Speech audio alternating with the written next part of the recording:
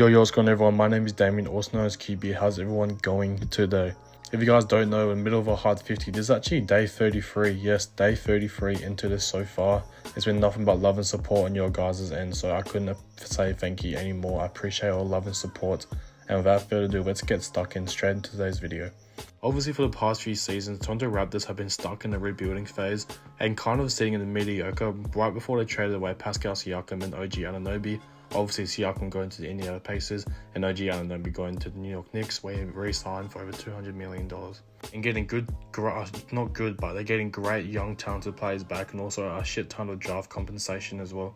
So the main goal is, what are they trying to do moving forward?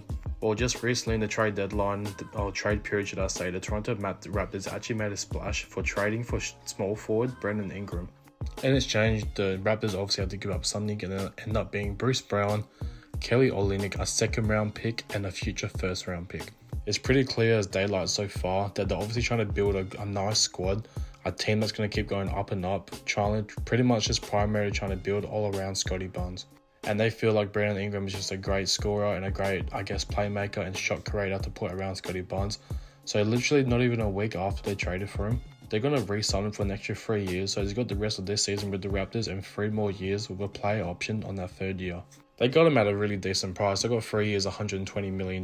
I feel like that's a really, fair price to pay for Brandon Ingram, considering how much he's been injured, as of recently and just this season in general.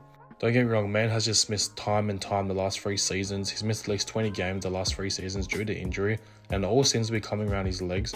He had a knee injury and obviously he's had the right ankle sprain, who he has suffered since early December now and has been out ever since. So as soon as Brandon Ingram gets healthy, we're going to finally see him make his debut for the Toronto Raptors and see how well they can facilitate each other and make and play off each other, talking about Scottie Barnes and Brandon Ingram. And obviously the Toronto Raptors have some great young pieces as well, like Emmanuel Quickly. They actually locked him in. He's locked in for another 3 years after this season. They haven't re-signed RJ Barrett yet, but I feel like that's something they're going to do because this young core has proven to be something. RJ Barrett has taken a massive leap so far this season. We're pretty much going to dive straight into the young core. I'm not going to talk too much about the team doing this season because obviously it's just a middle of rebuilding stage at the moment. And not to mention that they're actually 17-38 so far this season. That's actually the 3rd worst record in the entire Eastern Conference. So it's clearly just a rebuilding stage. And obviously adding Brandon Ingram is going to definitely boost their second half of the year numbers a lot more. The Toronto Raptors only have 27 games left. Yes, only 27 games left in the entire regular season after they come back from the All-Star break. So that's 27 games that Brandon Ingram and company can try fit into this team and see what the coach has in store for them. Darko is a smart man. He's a great coach. He knows how to run good players. He just hasn't really, has the experience, or especially doing with a young team as well. So I'm pretty sure once all these guys find their fitting properly, especially now with Brandon Ingram into the lineup, you definitely would love to see some more changes regarding that. I am pretty curious to see how Brandon Ingram and Scottie Barnes looks on the court together, because they pretty much just do 2 of the exact same things. But Scottie Barnes, he's proven that he can play great off the ball.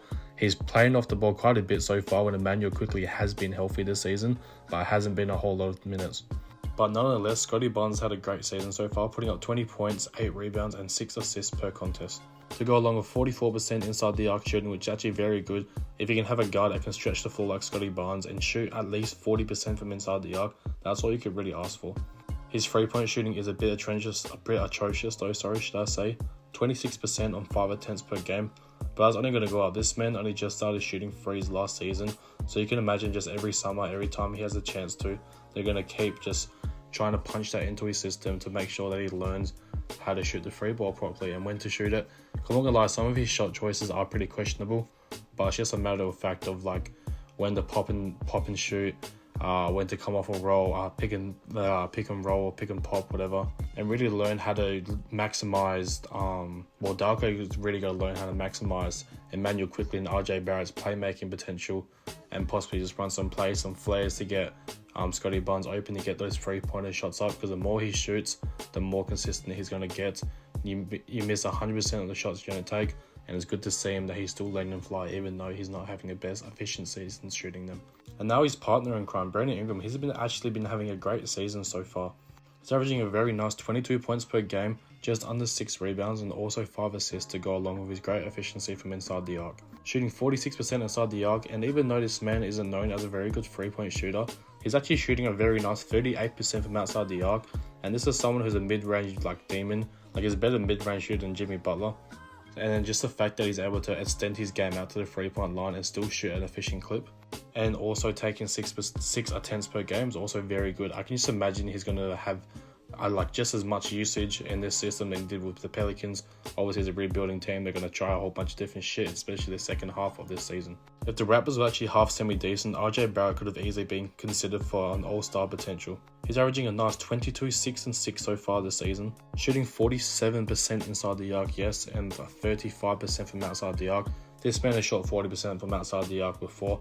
I'm pretty sure it's just the fact that he's taken a lot more shots than he was used to taking in New York, obviously having Jalen Brunson there, having Julius Randle, DiVincenzo and company. But the matter of fact, his whole entire time with the New York Knicks is only averaging 3 attempts from 3-pointer per game, which is actually crazy. And just this season alone, he's averaging 6 attempts from outside. So you can just imagine those numbers are going to keep going up and up. It's just the second half of the season is going to be a real stamping point for all these young players. And yes, I'm only talking about the 4 players: Emmanuel Quickley, Brandon Ingram, Scotty Barnes, and obviously RJ Barrett. Speaking of Emmanuel Quickley, this man has taken a massive step up ever since being traded away from the New York Knicks. He has never thought you'll see his full potential in New York ever since Jalen Brunson has been there, because obviously he's coming off the bench, he's not getting as much usage and he's not getting involved in the production more than what he should have been, and now he's getting that perfect chance in being in Toronto. He's only played in 21% of available games so far this season, so it hasn't been a great season for him. He's been dealing with a lot of injuries, so we just hope to see him back on the court soon. He is currently right now listed as active, so Raptors fans, just tap in and let me know how he's going for real. But he's averaging just a cool 15 points, 2 rebounds and 6 assists per game. Those numbers are pretty much all doubled ever since he's left New York. It's just, as I said, his production, his usage rate has gone up a shit ton since he's been a Toronto Raptor. And it's just great to see, because this man can be an elite point guard, possibly even an all-star in the up and coming years. Quite frankly, I think really highly of this Raptors core, because I see every single one of them being a potential all-star in the future, but only time will tell to see what the GM or the front office, whoever, can put into this team and try and make it really exciting to even possibly push for a play-in spot. So I guess definitely moving forward, definitely focusing around these 4 guys I've talked about today: Emmanuel Quickley, RJ Barrett, Brandon Ingram, and obviously the main superstar Scotty Barnes, who was actually an all-star just last year.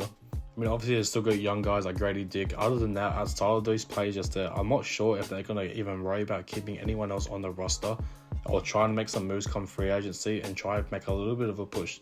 Because if they can make a push and then make a play-in contention spot, then that might attract some more free agencies the following year, and they could be back. This looks like a very quick rebuild for the Toronto Raptors, but time's only going to tell. But anyway, guys, I hope you guys enjoying this content. As I said, day 33, it actually might be 34, I have no idea. I've got to recheck on that one. But I appreciate all the love and support, and I'll see you all very, very soon. Peace.